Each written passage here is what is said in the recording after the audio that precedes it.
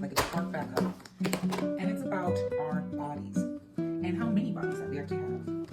And the fact that people, and myself included at times, still, currently I'm no guru or anything, but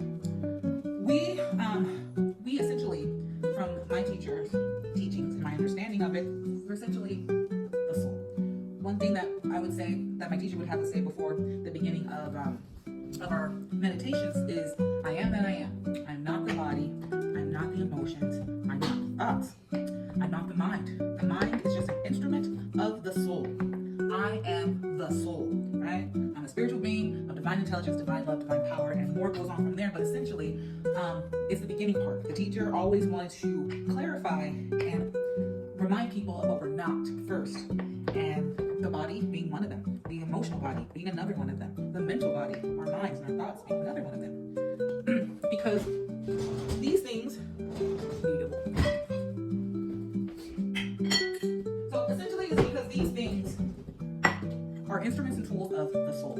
So sometimes we allow our bodies to run, or like these subtle bodies, not just the physical body, but these subtle bodies to just pretty much run the show. And it's pretty much akin, if you really think about it, to as if like you were to allow your car to dictate where you're gonna go that day. Like, I'm just gonna get into my car, my vehicle, and I could go to work, but let's see what my car feels like today. That's what, like, I know that sounds almost silly, but that's what's essentially happening. We're pretty much giving so much of our own power away of handling our vehicles when we're the ones in the driver's seat. So I say all of that to say this. Just remember that. Remember, you're not tired. Your physical body's tired. And that's another thing. I am. Whatever you attach to after I am, really be mindful of that. Be careful of it, because you're attaching that to your forever self, your soul self. The I am, the essential I am, is the soul. That is you. That is the intangible. That is what's going to continue to carry you forward through different lives, different experiences, different people.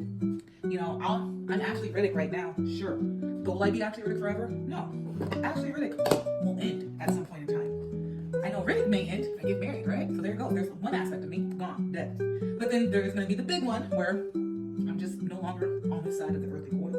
And then what, right? Some people believe nothing happens. I'm not of that mindset. I'm of the mindset that I am forever. And energy never dies. So just keep that in your mind and keep that in your heart.